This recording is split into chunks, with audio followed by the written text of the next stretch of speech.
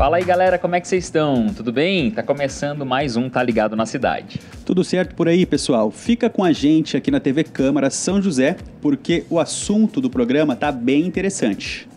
Hoje a gente discute o conceito de Estado laico e a importância que isso tem para a democracia brasileira. Quem nos ajuda com essas reflexões sobre como a separação entre religião e Estado garante a liberdade e a igualdade de direitos para todos os cidadãos é o nosso convidado, o professor mestre em Direito, Ricardo Murad. No quadro Tá na Rua, questões religiosas devem guiar as decisões do país? Para fechar, tem ainda o quadro Atividade Legislativa com o nosso colunista Lucas Guerra. O Tá Ligado começou.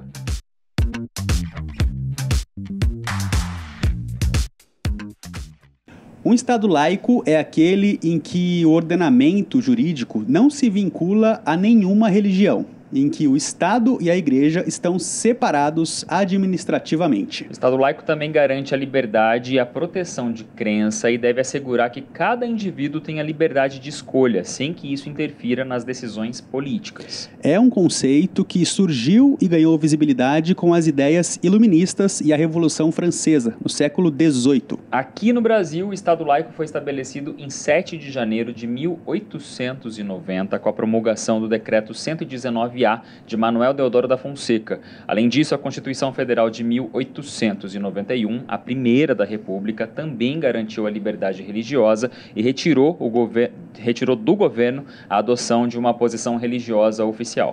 Mas como será que tudo isso funciona na prática? Estado laico é o assunto que a gente debate com o nosso entrevistado de hoje, o professor mestre em Direito, Ricardo Murad. Ricardo, seja bem-vindo. Muito obrigado. Bom, doutor, vamos começar aqui falando desse termo que acho que todo mundo alguma vez na vida já escutou falar em Estado laico. Em linhas gerais, acho que é meio senso comum de a gente entender que essa separação entre política, religião, mas ao mesmo tempo a gente sabe que são dois fatores que andam muitas vezes de mãos dadas na política brasileira. Queria que você só explicasse esse conceito para a gente ter esse pontapé inicial nesse bate-papo, Estado laico. Então, se você percorrer a história da humanidade, você vai perceber que a religião sempre foi um fator que o Estado se apoiou para oprimir os seus súditos. Então, se for lá no Egito, na Idade Média, mesmo na Idade Moderna, né, o rei era o enviado de Deus na Terra para nos governar. Então, a religião, ela sempre era um mecanismo que o Estado se valia para se impor perante a população, os súditos, né? Então, com a Revolução Francesa, houve essa separação, né? Então, olha, o que é do Estado, o que é de religião, Passou-se a entender, porque a religião ela vem da fé. Sim. E isso é muito subjetivo. Então, de repente, para você, acender uma vela é uma coisa bacana. Para o outro, ser batizado na água é uma coisa bacana, percebe? Então, cada um tem a sua fé e professa a sua fé da forma que entender melhor. Sim. Então, o conceito de Estado laico é o seguinte: o Estado não tem religião e o Estado protege todas as manifestações religiosas. Então, se você quiser ser da Igreja Católica, pois bem. Se você quiser ser um grupo espírita, pois bem. Se você quiser ser um evangélico, pois bem. Existe uma proteção estatal que garante a liberdade de culto religioso para as pessoas. Então, isso é um direito fundamental do cidadão brasileiro de escolher a religião e professar a religião que mais apetece ao seu coração, percebe? Então, a gente pode colocar que a ausência da religião nas decisões do Estado é uma forma de respeitar e incluir todas as religiões. Porque, na verdade, a religião vai tratar de outras situações, né? E não das situações de Estado. Porque quando você começa a colocar a religião dentro das questões do Estado, muitas vezes ela vira um mecanismo para você alcançar coisas aqui, percebe? Você acaba se fundamentando na religião para alcançar algo que muitas vezes não tem nada a ver com a religião. Entendeu? E se você estudar a história humana, você vai ver que isso, sem dúvida, já aconteceu muitas e muitas vezes. Inúmeras vezes, né? Acho que, na verdade, a religião ela sempre teve um papel bem presente no dia a dia de qualquer sociedade. Inclusive, no Brasil não era diferente, né? A gente tem esse modelo de democracia que nós vivemos hoje, mas há algumas centenas de anos atrás, quando a gente teve a chegada dos portugueses, né? Que já chegou também ali caminhando muito intimamente com a chegada de religião, do cristianismo exatamente. Então, desde o início, a gente, Brasil, estrutura Brasil, país Brasil, sempre teve um cantinho da religião ali, né? Quando nós éramos um império, na época do império, né, o Brasil já foi um império.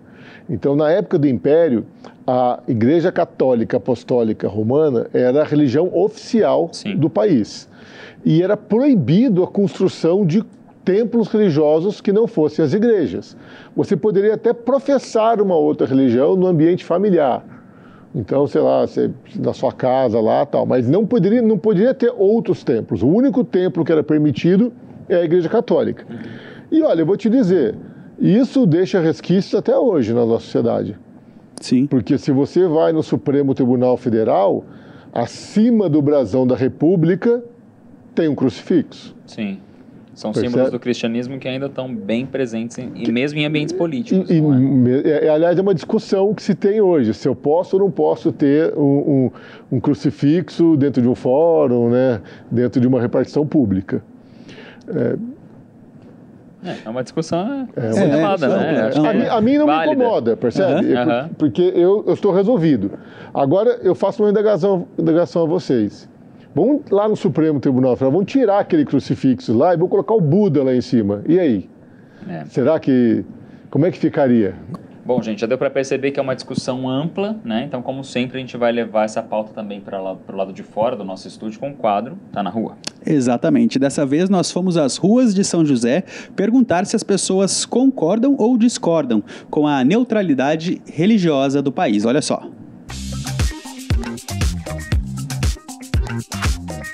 Oi pessoal do estúdio, tudo bem? Olha, hoje eu vim aqui no Mercado Municipal de São José dos Campos para falar com a população sobre Estado laico, essa divisão entre governo e religião. O que as pessoas pensam? Tem que estar junto? Tem que estar separado? Vamos descobrir. Pessoal, eu estava conversando aqui com a Ariane e ela acredita que as decisões políticas são sim misturadas com as questões religiosas, né, Ariane? Isso, eu acredito. Tem que ter meio uma mistura dos dois, porque senão não dá certo. Daí temos que ter uma religião, seja ela católico, evangélico, protestante, sei lá, o que for. Seguindo, todo mundo vai para um caminho só. Se hoje em dia, se ninguém crê, vai crer no quê, não é mesmo? Porque é o seguinte, eu acho que hoje a pessoa que não crê, os nossos inimigos da luz tomam conta. Quando o senhor vai votar, o senhor leva em conta a religião? O senhor vota em políticos que são mais de acordo com o que o senhor acredita também? Correto. Porque a gente tem que votar no que você já sabe que já fez uma coisa.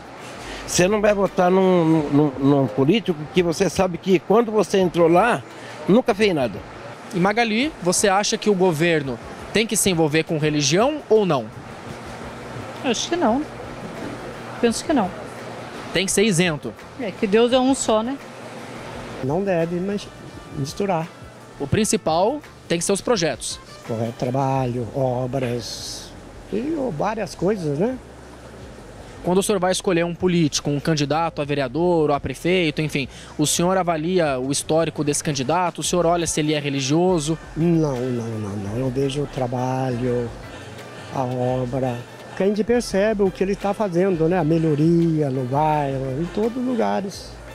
Já a Ana acredita que as decisões políticas devem sim ter essa influência religiosa, né, Ana? Sim, eu concordo plenamente, porque Deus é em primeiro lugar, né? A gente tendo Deus, a gente tem, assim, uma fé, uma coisa assim que vai ajudar, né, na caminhada. Porque sem Deus a gente não vai a lugar nenhum, né? Mas quando a senhora vai escolher o seu candidato a vereador, a prefeito, a deputado, a senhora avalia se esse candidato tem esse viés religioso, esse lado também ou não? Aí já não posso julgar assim, porque o nosso Deus é um só, né? Que às vezes as pessoas elas são evangélicas, tem tantos evangélicos bons, tem tantas religião boa, então a gente não pode julgar, né? Tem muita gente até sem religião que também é uma pessoa boa, né? Maravilhosa, concordo plenamente.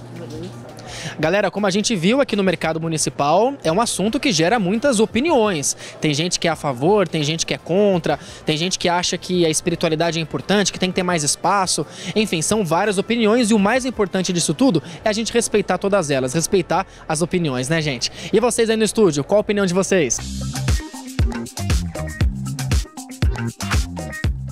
Gente, é um assunto... As pessoas têm religiões diferentes, né? Então é um assunto que traz opiniões diferentes. Não tem como ser de outra forma, né? Não tem como. E a gente sabe também que a existência desses templos, dessa variedade grande de manifestações de fé, afeta na nossa sociedade, inclusive no meio político. Então vamos voltar aqui para o nosso papo com o Ricardo. A gente estava, inclusive, conversando enquanto assistíamos a respeito dessa...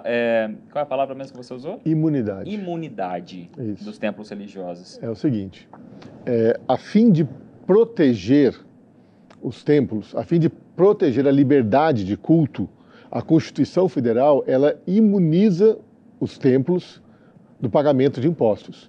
Então, os templos não pagam IPTU, imposto de renda, esses impostos que nós pagamos, eles estão imunes. Ou seja, eles não são alcançados com a tributação de impostos. Sim. Por quê? Porque, se fosse diferente, suponhamos que nós tenhamos um governo que seja contrário a uma religião. Então, ele poderia utilizar o poder de tributar para destruir aquela região. Sim. Essa imunidade surgiu lá nos Estados Unidos. E tinha um juiz norte-americano que ele cunhou a frase muito interessante, que é "The power to tax involves the power to destroy". Ou seja, quem tem o poder de destruir, de tributar, tem o poder de destruir.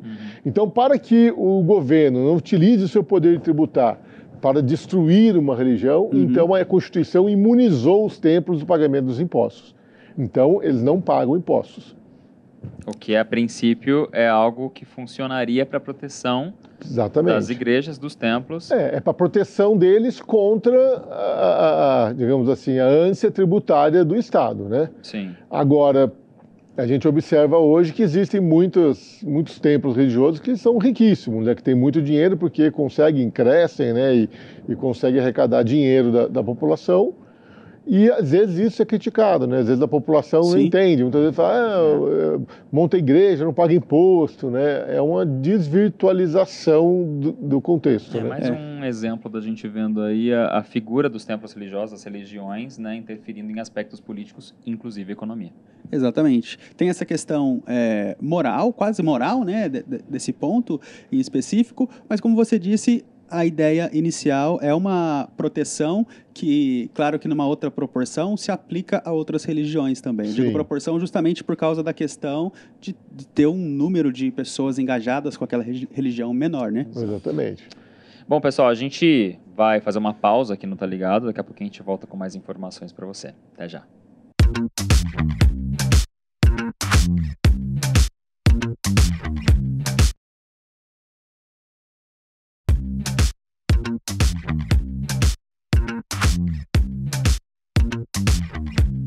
Já voltamos com o Tá Ligado na Cidade e logo de cara com uma informação legislativa para você. Nós vamos falar do Decreto 119A de 1890, assinado por Deodoro da Fonseca, que tornou o Brasil um país laico. O decreto estabeleceu que a autoridade federal e os estados federados não poderiam intervir em questões religiosas, que a liberdade de cultos seria plena e que o padroado, que é o direito de uma autoridade civil a administrar assuntos eclesiásticos concedido pelo Papa, seria extinto. O decreto 119A foi revogado pelo decreto 11 de 18 de janeiro de 1991, mas foi restabelecido pela vigência do decreto 4.496, de 4 de dezembro de 2002. Agora a gente continua então aqui com o nosso papo, né, com o nosso convidado, o professor mestre em Direito Ricardo Murad. A gente está trazendo essas datas, né? A gente vê que começou lá atrás, aí já na década de 90 já houve uma mudança, 2002 essa discussão novamente, que é o que está em vigor até agora, mas 2002 para 2025, gente, tá aí, né? Não é tão distante assim. Quer dizer, é uma pauta, essa relação entre Estado e religiosidade, que ainda é bem discutida, né, doutor? Você veja que existe no Congresso Nacional a chamada bancada evangélica. Sim. Né? Então, digamos que é um poderio político, né? Como a religião católica também tem o seu poder político, né? E eles atuam, mas atuam principalmente nos seus interesses. Então, por exemplo, recentemente a Constituição foi emendada para dizer o seguinte: se a igreja alugar um imóvel, porque veja bem, o templo é imune a impostos. Como nós falamos, então é imune a IPTU. Certo. Agora, quando a igreja aluga o imóvel, o contribuinte não é a igreja, percebe? O contribuinte é o dono do imóvel, então não tem imunidade. Mas como geralmente no contrato de locação, quem assume o compromisso de pagar IPTU é o locatário, então quando uma igreja é locatária de um imóvel, ela se torna imune ao pagamento de IPTU. E isso foi uma conquista que eles tiveram agora recentemente, emendando a Constituição. Teve também, muitas igrejas tinham uma dívida tributária muito grande com relação à remuneração daqueles que trabalham para a igreja, né? Dos padres, dos bispos, essas coisas. E conseguiram a remissão, o perdão dessa dívida. Então você veja que eles atuam, mas atuam objetivando os seus interesses, né? Que geralmente estão ligados a essas questões tributárias.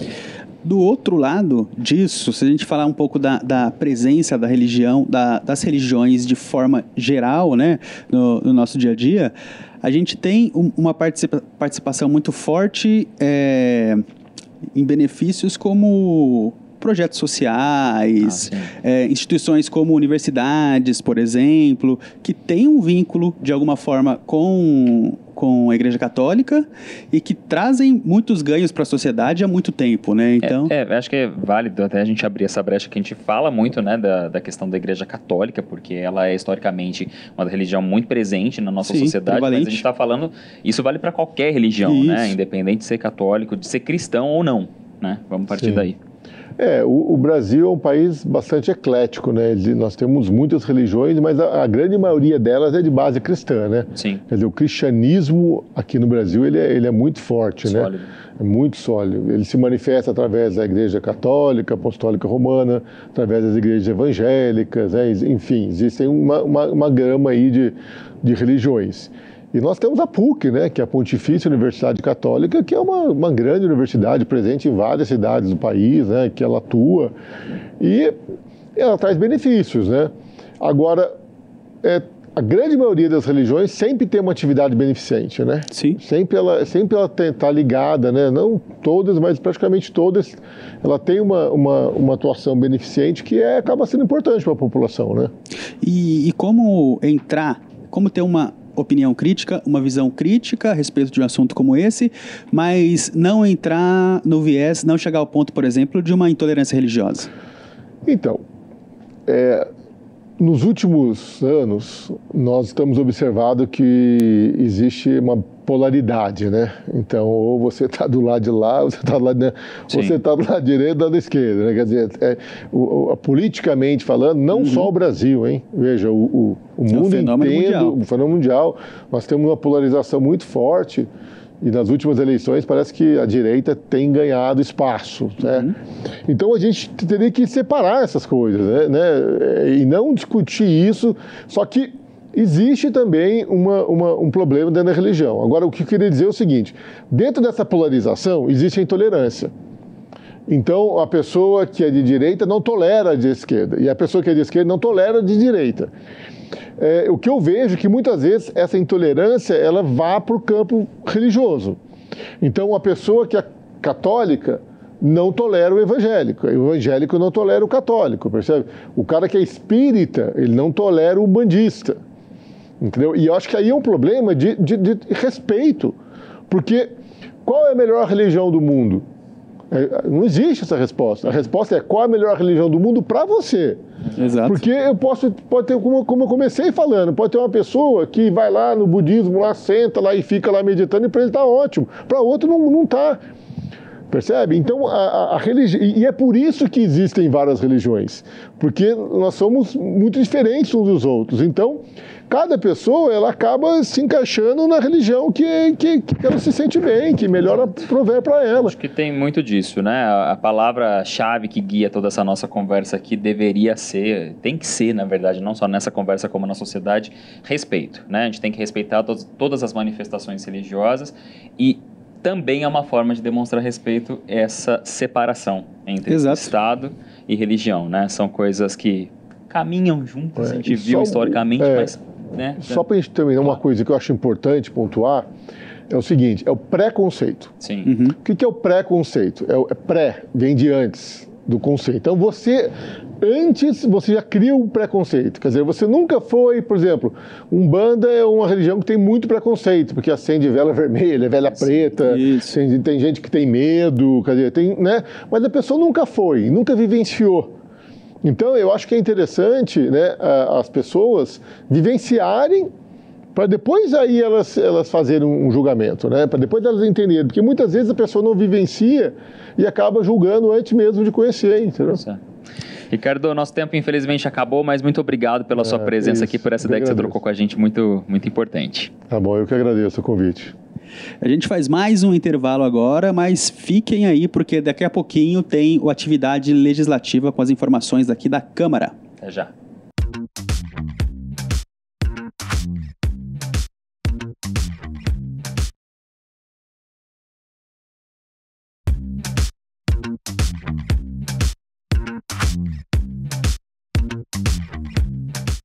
De volta para o terceiro e último bloco do Tá Ligado na Cidade de hoje.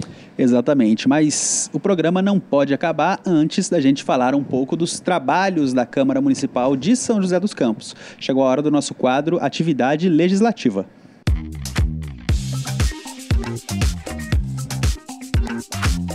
E para isso, eu chamo mais uma vez o nosso colunista de todas as semanas, Lucas Guerra.